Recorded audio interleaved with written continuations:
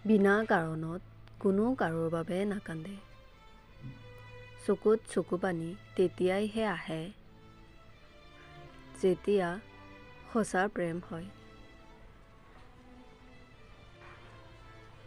এই মানুহজনক কেতিয়াও ইগনৰ নকৰিবা, যিজনে সদায় এক্সাইটেড হৈ থাকে তোমাৰ সৈতে কথা পাতিবলৈ।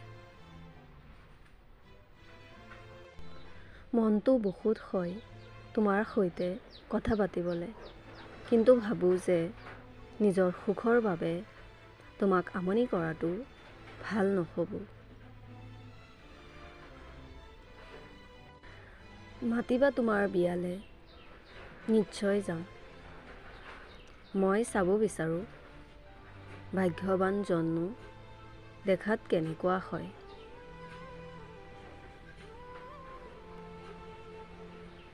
ভাগৰি গৈছোঁ মই সম্পৰ্ক বচাওঁতে। কোনোবা এনেকুৱা থাকিব লাগে যিয়ে মোক হেৰুৱাবলৈ অকণমান ভয় কৰে।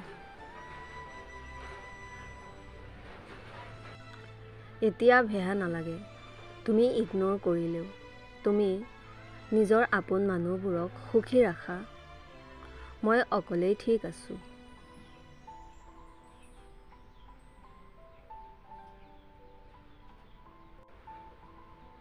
সঁচা কৈছোঁ, ভিতৰৰ পৰা ইমান ভাঙি গ'লোঁ যে আকৌ এবাৰ কাৰোবাক ভাল পাবলৈ, কাৰোবাক বিশ্বাস কৰিবলৈ মোৰ আৰু সাহস নাই।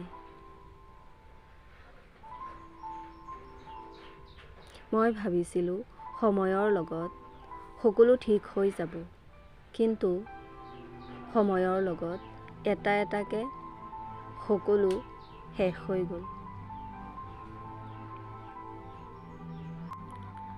সঁচা কৈছোঁ, আজিলৈকে মই এনেকুৱা কাকোৱে পোৱা নাই যিয়ে মোক হেৰুৱাবলৈ ভয় কৰে।